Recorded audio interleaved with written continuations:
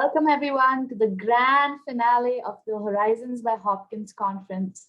We are energized, thrilled, encouraged, and so very hopeful for the transformational changes occurring here at Hopkins, but the ripple effect felt in and beyond our communities as a result of the conversations and connections we've had here today. Thank you all for showing up and opening up your minds and hearts to receiving everything that was so freely given over the last 2 days. And a special thank you to the student and postdoc organizers, staff, and leaders who helped support these conversations and allowed us to go where we wanted to go boldly into and beyond the horizon. Today, we are joined by the fierce and unapologetic Amber Hikes, whose TED Talk on lifting others while we climb moved us to literal tears. As the ACLU's first Chief Equity and Inclusion Officer, she provides vision, leadership, and direction for the ACLU's nationwide strategy to support equity, diversity, and inclusion across all aspects of the organization's work and efforts. Prior to joining the ACLU, Amber served as the Executive Director of the Philadelphia Mayor's Office of LGBTQ Affairs, where she developed policy and served as a principal advisor to the mayor on issues that affect the LGBTQ community. At the mayor's office, Hikes set her sights on fighting and advocating for the most impacted populations within the LGBTQ community, specifically youth, elders, immigrants, transgender people, and people of color. In her time leading the office, Amber advocated for anti-discrimination legislation at the municipal level, passed one of the nation's most trans-inclusive police policies, and added Black and brown stripes to the rainbow flag, prompting an international conversation about race and discrimination within the LGBTQ community. Amber has been recognized nationally by Out Magazine as Community Organizer of the Year and in the 2018 Out 100, and by Business Equality Pride as one of the 40 LGBTQ leaders under 40. Hikes earned a master's degree in social work from the University of Pennsylvania and psychology and English degrees from the University of Delaware, just around the corner from us. Thank you for honoring us, Amber, by delivering the keynote address, and we are very, very much looking forward to your talk. Without much ado, Amber Hikes. Hello, hello, hello, you all. Good afternoon. I am so incredibly thrilled to be here with y'all. And wow, thank you, Roshni, for that wonderful introduction. Thank you as well to Marta and for both of you all for everything that you've done to make this conference happen and everyone behind the scenes. I am so thrilled to be here. I can't tell you all, higher education is so incredibly important to me. My mother actually worked in academia all of her life, and I grew up on college campuses and LSU in Louisiana, the University of Delaware, Spelman in Atlanta, and Virginia Tech. And then I went to grad school and I worked in education access and equity for the first decade of my career. So there is not much that mattered more to my family than education. So I'm not gassing y'all up when I'm saying that I'm very, very, very happy to be speaking with you, and being a part of this conference is truly an honor. So before we jump in though, I need to know a little bit about you all. I want to know where you're calling in from. So I'm going to ask you to put your city and your school in the chat if you can. I know it's hard on Zoom to feel like we're connected, but I'm gonna try. So if you can tell me what city are you in, what schools are you representing, and that would be fantastic. I'll tell you that I split my time. Oh, there we go. Got a lot of folks at Hopkins. All right, fantastic, fantastic. That's what I figured. Got some folks in New Orleans. I see Syracuse. I see the Cuse over there. My college roommate was from Syracuse. Fantastic. Ooh, folks from New Zealand. Okay, international in here. All right, I see Birmingham. Fantastic. Love to see our Southerners around here. Some more love for Hopkins. And Wesleyan, fantastic. Oh, Brazil. All right, this is fantastic, you all. I split my time between New York and Philadelphia, but I'm in Philly today, and I am not in school anymore, but I'm going to shout out University of Pennsylvania and the University of Delaware, because got to represent those schools. And Yale, all right, fantastic. All the folks that I work with at the ACLU are very, very, very proud alumni of Yale. So as you heard from Roshni, I am the Chief Equity and Inclusion Officer at the American Civil Liberties Union, more widely known as the ACLU. And so in my role, I provide the vision and the leadership and direction of our nationwide strategy to support equity, diversity, inclusion, and belonging. And so for those of you who may not be as familiar with the ACLU, We work in the courts, the legislatures, and our communities to defend and preserve the individual rights and liberties that are guaranteed to all people in the United States by the Constitution. And that's because we believe that we, the people, truly must mean all of us. And so that's what I do now. But as Roshni mentioned, the foundation of my career was built on college campuses, first at the University of Pennsylvania, then I spent some time at Cal State Long Beach in California. So whether it's been fighting for education access or economic justice, the rights of LGBTQ folks, people of color, people with disabilities, immigrants, women, folks who are incarcerated, this has been my life's work. And above all that, I am Black and queer. And this time that we're in, this time that's brought you all here for this conversation, it's not just the fight of my life, it's the fight for my life. And so I come to this work from activism, organizing, and always in service to my people. So that's a little bit about me, but help me learn even more about you all and who we have with us today. So I'm going to promise you the session is going to be a little interactive, just like the work that we're talking about, right? It needs your participation, your energy, and all your brilliance in order to work. So I'm going to be sharing my screen. I'm going to put up a poll just to get us started. And I'm going to be asking you, where are you today? Not necessarily physically, we already asked you about that, but in terms of your career. Now, this may be a complicated question, but I'm going to try to oversimplify it here. But let's try to learn some more about each other. So when it comes to your career, I want you to tell me, are you certain that you know what you want to do and how you're going to get there? Do you feel like you know what you want to do, but you're not quite sure about the path there? Are you not sure what you want to do, still deciding, or you have no idea what you want to do with your degree? What I'm going to ask you to do is go ahead and vote. It looks like we already have some votes coming in. Very cool. We can kind of see live how this works. If you're having any trouble with this, I'm going to invite you to grab your phone, scan that QR code right there at the top left, and you'll be able to vote right there in your phone. And you can see, we can see how active this poll is. Right there at the top right, we can see how many folks are voting. So we know we got about a quarter of the folks that are in the space here. All right, so wow, look at that even split. You don't ever see that, but this is fascinating. All right, okay, now you all making it complicated. All right, this is a lot of fun to watch. So this is fascinating that we have such an interesting split, but I'm seeing that we have folks kind of really settling around. I know exactly what I want to do. I know what I want to do, not quite sure about the path, and I'm not sure what I want to do. I'm still deciding. All right. Please go ahead and keep voting. We'll keep watching this kind of come in. But this is really, really, really helpful to me. It makes sense to me to have so many people joining us from different experiences at different stages of their education and career journey. I'll say this, I am always learning new things about my own plans when I talk to someone who is still figuring theirs out. You all know this better than most, but learning is not linear. And so no matter what you checked off or how you're feeling today, know that the wisdom that you're carrying right now, the wisdom that exists only for those of us who may be mid-process, is valuable and transformative. So thank you for your honesty here. Thank you for being here no matter where you are on your journey. We're going to address all of it today. So I'm here today and we are here together right now to talk about how we can be expansive in our thinking as we plan for our careers. The theme of the conference is horizons, right? So how are we expanding our horizons and imagining new possibilities? And as we do that capital B, big thinking, I also want to give you some tools and tips, some concrete ones that you can put into practice right away about how to navigate and lean into your unique identities and lived experiences to forge your career path. But before I do that, I'm going to share a little bit about my own just for some context. I studied English and psychology in undergrad, degrees that have probably helped me more in my personal life than my professional life, but hey, that's what undergrad is for. And then I went to grad school at Penn for social work. And now social work is one of those degrees that you're told you can do anything with. And I'm one of those people that will tell you that that's absolutely the truth. For me, social work was about applying a lens of personal empowerment for the aims of social, political, and interpersonal growth and understanding and liberation for our communities. And still, if you had told me that I'd be using my master's in social work to lead equity, diversity, inclusion, and belonging work at the ACLU, well, I would probably not have believed you. And that's not because I didn't think I'd do important things. It's just that I didn't even know what kind of things were possible. And so my career arc has been untraditional, to say the least.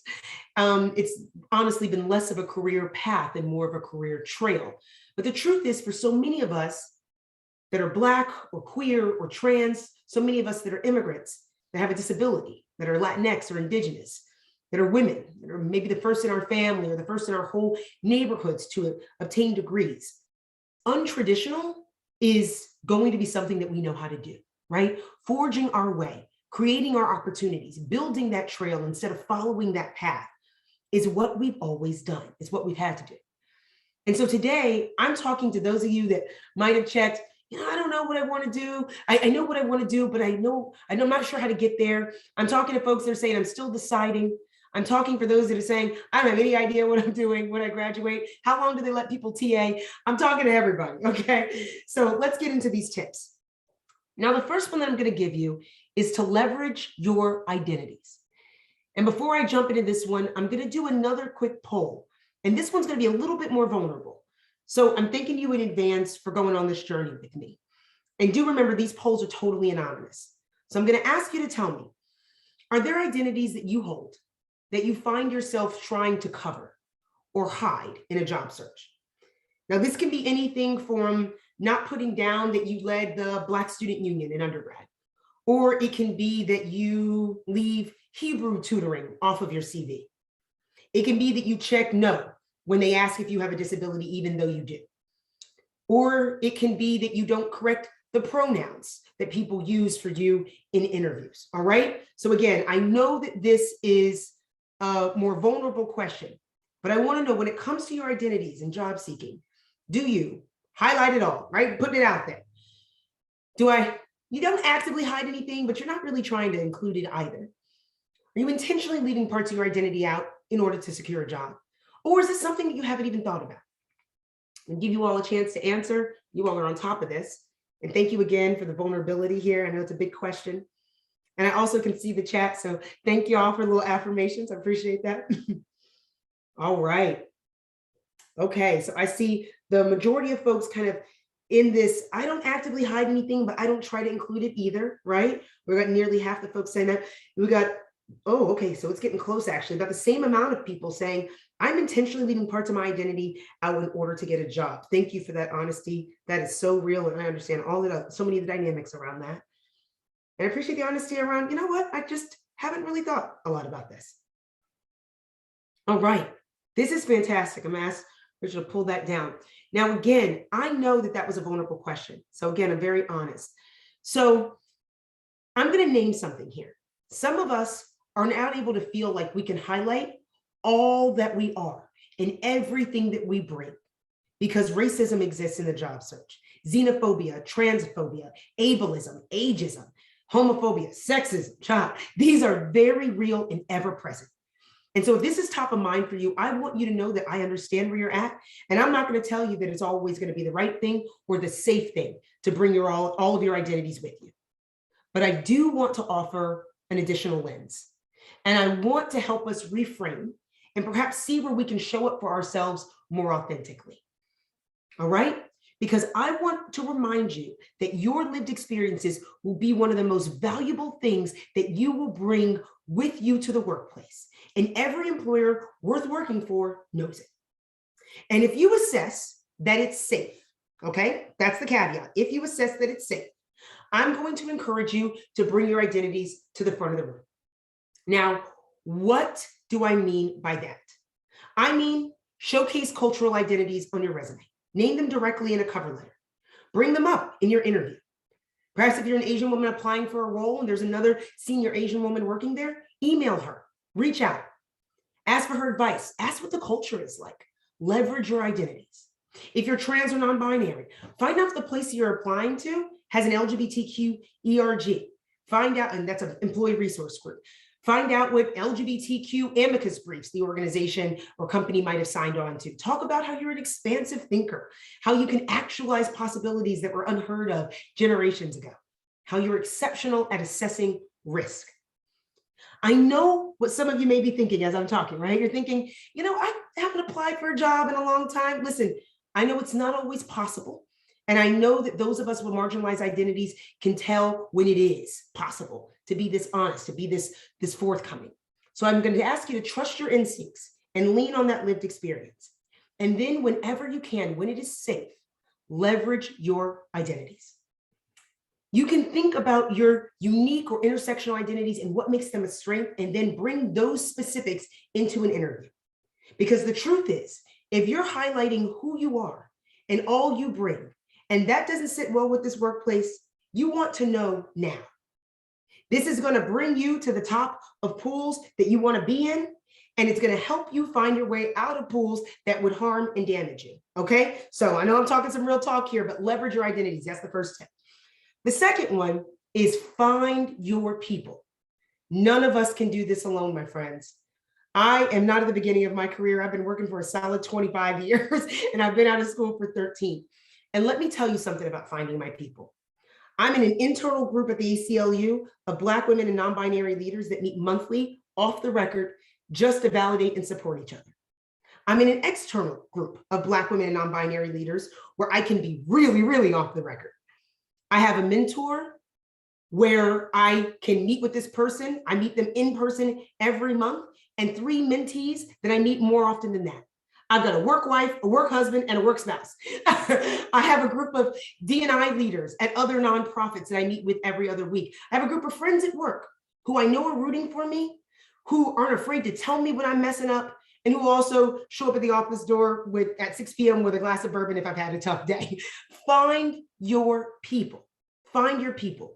You might be able to survive without them, my friends, but you don't have to. So find your people. And I can feel some of your collective nods right now, but I can also hear the, but how? And so I'm going to get into the weeds a little bit here, all right? You know that old business rule that it's less expensive to retain a customer than to get a new customer, right? Friends, it's the same with your people. And thank y'all so much for the affirmations. I can see the chat too. I'm glad this is landing with folks. So I'm gonna keep going in this direction. Keep your connections, my friends. It is much easier to have a career that is filled with your people if you maintain connections. So don't lose touch with your cohorts. Make it your job to send updates every few months to faculty that supported you. Maybe not every few months, but regularly, right? Decide to be the person that congratulates a peer or a colleague every time you see those LinkedIn updates. Keep those connections. And of course, make new ones. What does that look like? Well, it could look like joining an employee resource group. It might look like starting one if one doesn't exist. It might look like finding someone that shares your identities and asking them to coffee. I know these things may feel basic, but I also know how hard they can be and how few of us actually do them. So what I also know is that if we feel like we have people who care about us at work, we're not just happier, we're more productive. We stay in our jobs longer, we feel less stress and anxiety while we're there. So there's a lot of advice out there on what you should do in your first 90 days in a job. Add this to the list, put it at the top of the list to find your people, all right? And I'm glad this is resonating with y'all. I'm gonna move on to number 3, but it's all connected, all right? The third tip is to find a mentor, or better yet, a sponsor. I get asked sometimes about the difference between a mentor and a sponsor, so I'm gonna give you quickly. A mentor is someone that preps you for the interview, hypes you up for the interview, maybe is even a reference for the interview. A sponsor gets you the interview, okay? A sponsor is advocating for you when you're not in the room. A sponsor also holds positional power or privilege, all right? But those sponsors, they have skin in the game. They put their reputation on the line to get you in the door. Now, they are harder to find, but look out for someone and be brave in asking them to show up for you.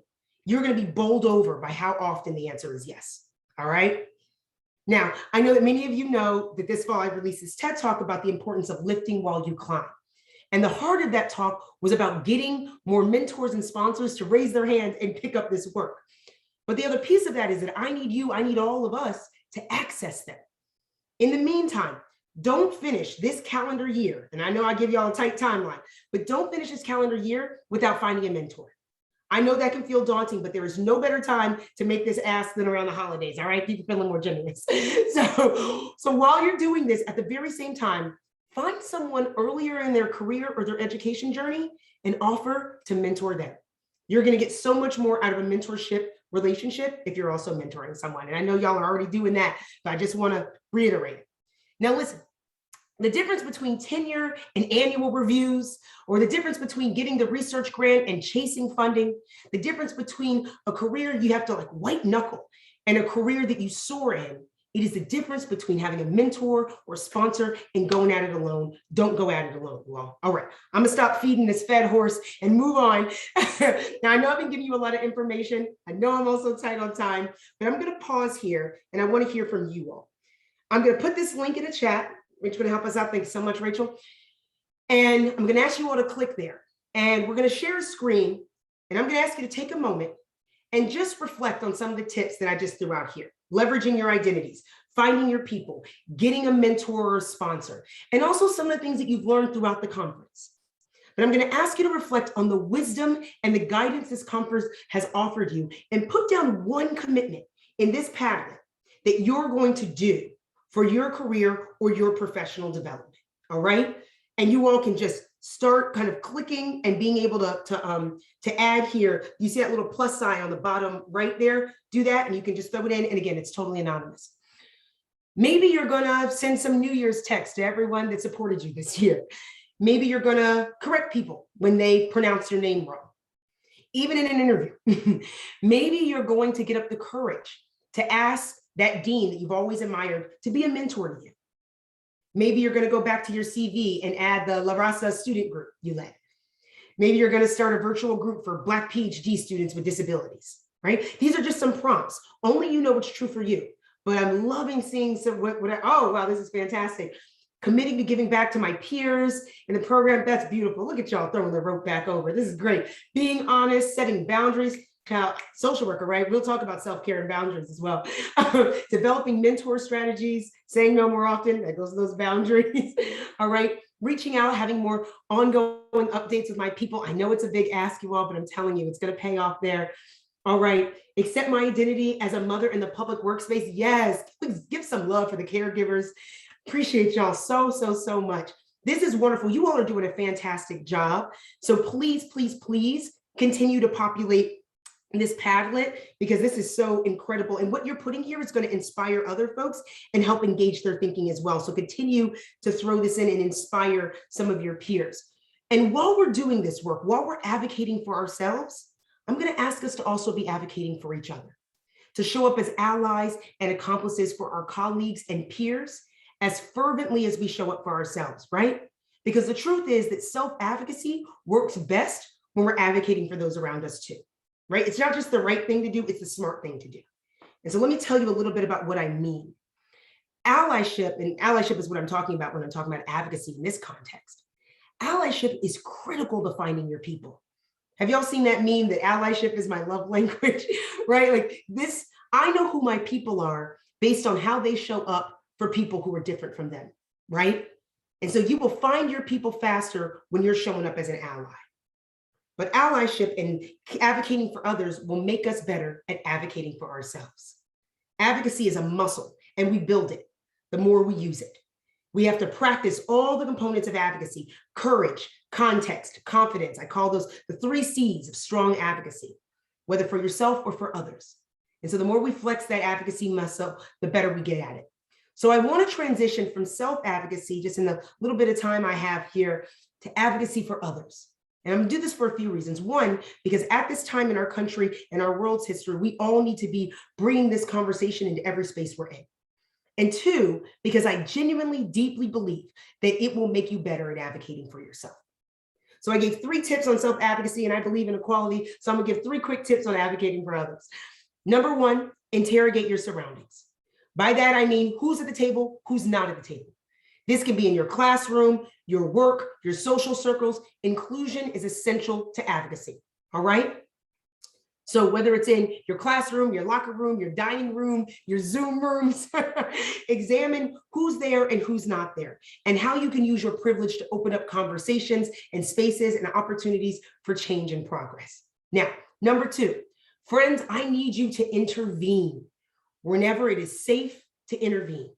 So often we catch ourselves sometimes seeing a problematic situation and we act a little bit like a sportscaster, right? When we notice an injustice. You know what I mean? Like maybe you name something and notice, hey, look, that's racist. Or, oh, what just happened was sexist. This cafe is not accessible, right? You're sportscasting. But maybe you can take it a step further and you can intervene. And what that can look like is actually speaking up and being able to do more of that upstander intervention, okay? So the last tip I have here, says I'm mindful of time, number 3, is about how to respond when we get it wrong. Because my friend, we're gonna get it wrong. And so I do this work full time, and every day I'm called in. And when we are working, studying in community with smart and driven people, we can count on being called in by those same smart and driven people.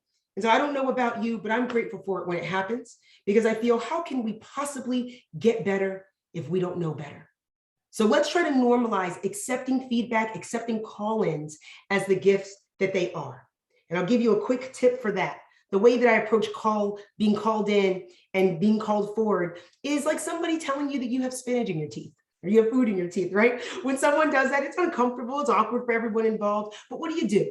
You fix it, you thank somebody for the correction, the adjustment, and you move on better in the next space, right? That is a gift. The call in is a gift. So let's accept when somebody is calling us in, calling us forward about something we may have done, let's accept it as a gift, just like somebody telling us that we have food in our teeth, and we show up better in the next room. All right. I know I got a lot going on here. I am going to ask us for our last few minutes to move back to that Padlet. Let's get back in that Padlet, put the link in the, I'm glad you all like the analogy, put that link back in the chat. And I'm going to ask you to think of an advocacy commitment that you can make.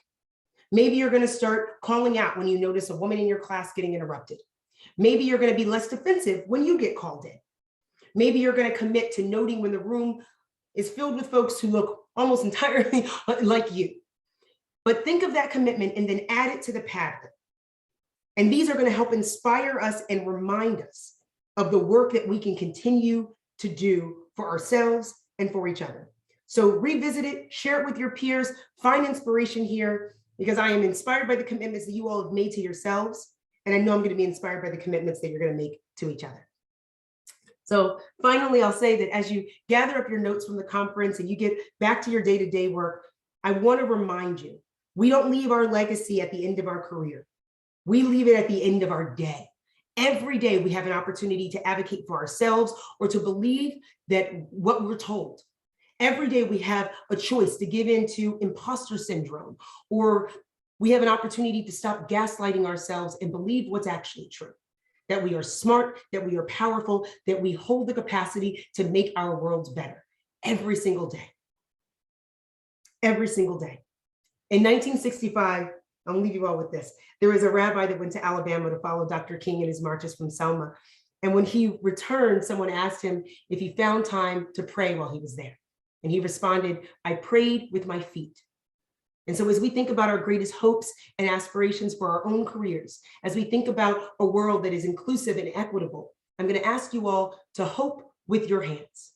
This kind of work, this advocacy work for ourselves and for each other, cannot be work that it has to be work that we decide is ours, and not just ours to wish for, but ours to work for. So hope with your hands, all right, you all? And don't forget about that Padlet. There's so much incredible commitments and so much inspiration there. So thank you all so very much for this time. Truly, truly enjoyed being with you all. Appreciate you, and good luck.